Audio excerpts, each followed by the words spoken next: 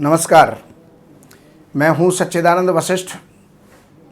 और सज्जनों, अब जो आने वाला साल है वो 2023 है और उसके लिए हर व्यक्ति उत्सुक है कि मेरी राशि को मेरे लिए ये आने वाला साल कैसा होगा, क्या खुशियां लेकर के आएगा, क्या परेशानियां लेकर के आएगा, क्या क्या संकट हमारे कट जाएंगे और क्या क्या संकट हमारे ऊपर आने वाले हैं।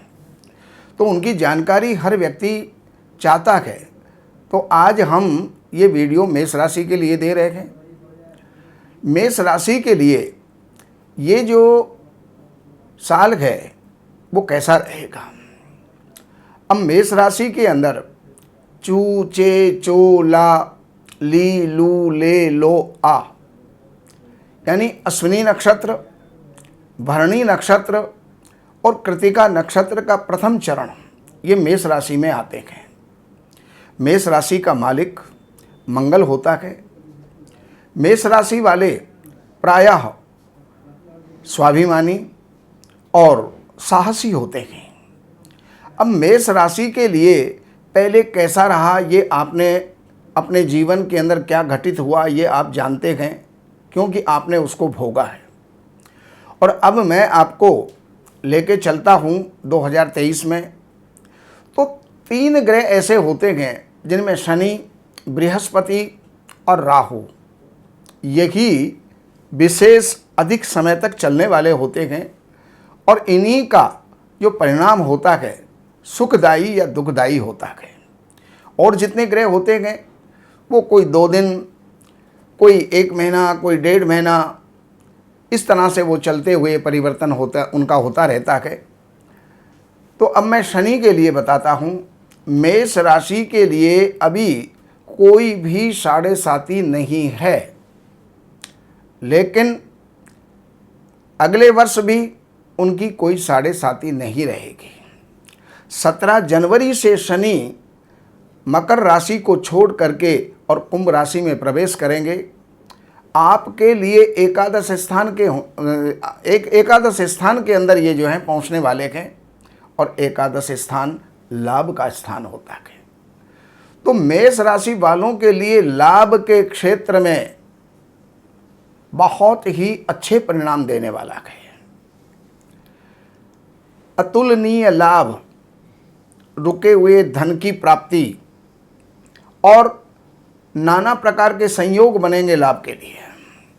अर्थात ये पूरा वर्ष लाभ के लिए आपके लिए बहुत ही सुखद और लाभकारी जाएगा। लेकिन शनि की दृष्टि आपके लग्न के ऊपर है, आपकी राशि के ऊपर है, इसलिए अब वो जो है इसकी राशि शत्रु राशि होती है। तो मस्तिष्क थोड़ा सा विकृत रहेगा। हो सकता है कोई मानसिक विकार हो सकता है कोई डिप्रेशन हो। इसके साथ साथ यही शनि पंचम स्थान को देखता है। अगर कोई गर्भवती महिला हैं तो उनके लिए ये वर्ष संतान संबंधी फल में कमी पैदा करेगा। और जो विद्यार्थी हैं वो लापरवाह हो जाएंगे, इसलिए विद्यार्थियों को विशेष करके ध्यान देना होगा। अगर आगे बढ़ना है, अंक प्राप्त करना है तो मेहनत ज़्यादा करनी होगी, तभी उनको अनुकूल परिणाम प्राप्त हो सकते हैं। और यही शनि, इनकी एक दृष्टि अष्टम स्थान के ऊपर है, जो कि अष्टम स्थान का शनि कारक होता है। इसलिए आयु संबंधी किसी प्रकार की कोई जो है दुर्घटना आदि आपके साथ में नहीं होने वाली है। तो ये बात हुई शनि की। अब हम चलते गए राहु की तरफ। राहु आपकी राशि में ही विद्यमान हैं, अर्थात मेष राशि के अंदर हैं और ये आने वाले अक्टूबर तक रहेंगे। 2023 के अक्टूबर तक राहु यहीं पर विद्यमान हैं। मन में क्रोध की अधिकता, स्त्री को कष्ट, संतान का कष्ट और पढ़ने वालों को विद्या का कष्ट, यानी विद्या के मेहनत के अनुरूप उनका परिणाम प्राप्त नहीं होना, ये राहु का परिणाम रहेगा। अब चलते हैं आगे बृहस्पति की तरफ।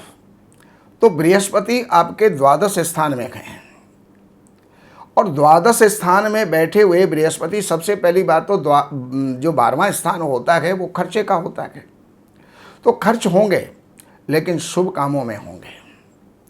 और वहाँ से बैठे हुए बृहस्पति की दृष्टि, पंचम दृष्टि चतुर्थ स्थान के ऊपर उच्च दृष्टि है।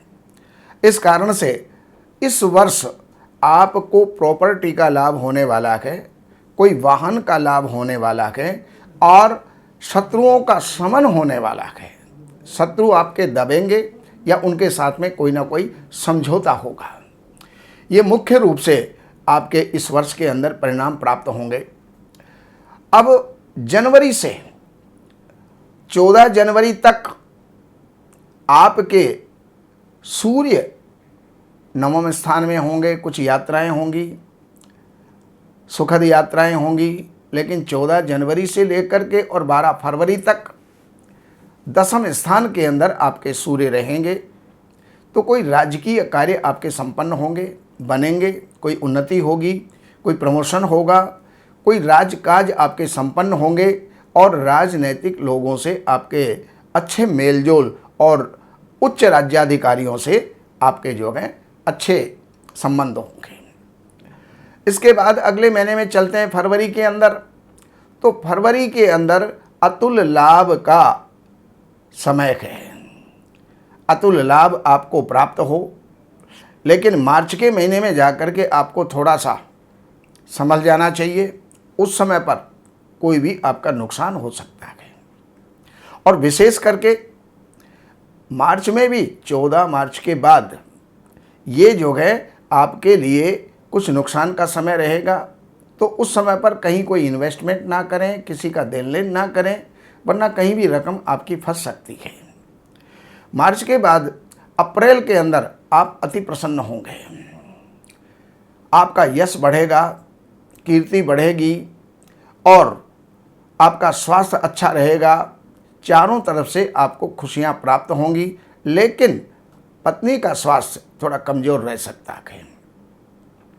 अब अप्रैल के बाद मई के अंदर आ जाने के बाद, अब मई के अंदर थोड़ा सा कुटुंब के अंदर थोड़ा विग्रह हो सकता है, तकरार हो सकती है, वाद विवाद हो सकते हैं। लेकिन जून में जाकर के आपका पराक्रम बढ़ेगा, नए मित्र बनेंगे और कहीं भी आपकी जो है विजय होगी। और विशेष करके अगर कोर्ट कचहरी आदि हैं तो उनके अंदर विजय आपकी होना पूर्ण रूप से संभावित है। जुलाई में आकर के और आपका जो है कुछ मन के अंदर असंतोष, ग्लानि या कुछ चिंताएं जुलाई के अंदर आपको रहेंगी, विशेष करके 16 जुलाई के बाद और 17 अगस्त तक ये पीरियड चलेगा। और उसके पश्चात अगस्त के अंदर विद्यार्थियों के लिए तो बहुत ही अच्छा परिणाम देने वाला है।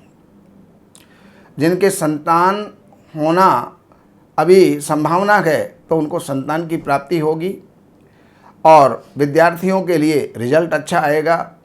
कंपटीशन कहीं पर हो तो उसके अंदर आप सफल होंगे, कहीं भी इंटरव्यू हो तो उसके अंदर आप सफल होंगे। लेकिन इसके साथ साथ सितंबर के महीने के अंदर कुछ शत्रुताएं हो सकती हैं, शत्रुता बढ़ सकती है, कोई आधी व्याधि आपको जो है व्याप्त हो सकती है। लेकिन सितंबर के बाद अक्टूबर में आकर के और आपका ये समय बदल जाएगा। पत्नी का स्वास्थ्य उस समय पर प्रभावित हो सकता है, आपका दैनिक जो व्यापार है वो आपका प्रभावित हो सकता है।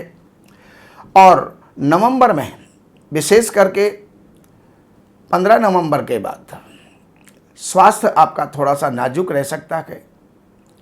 कोई भी कष्ट परेशानी आपकी हो सकती है, कहीं भी दूरगामी आपका यात्रा की कोई योजना हो तो उसको आप स्थगित करें, क्योंकि वो आपकी सफल होने वाली नहीं है।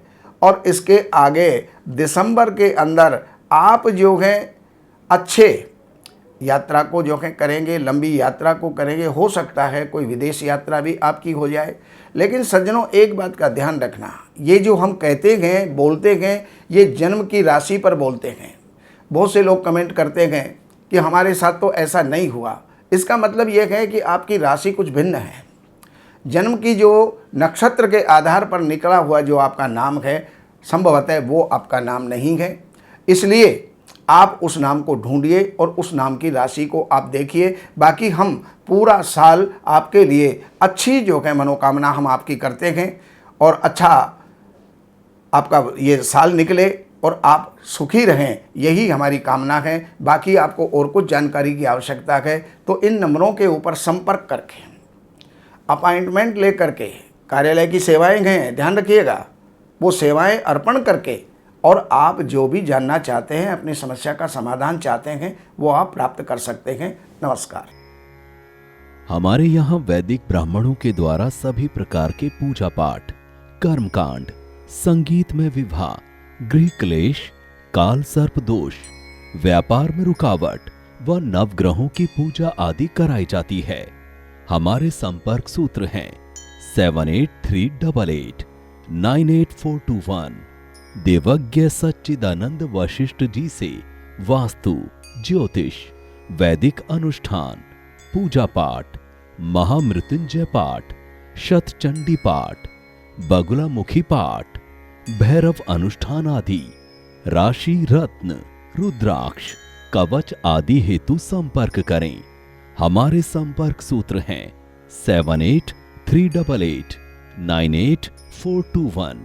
हमारी वेबसाइट है www.shrivashishth.com।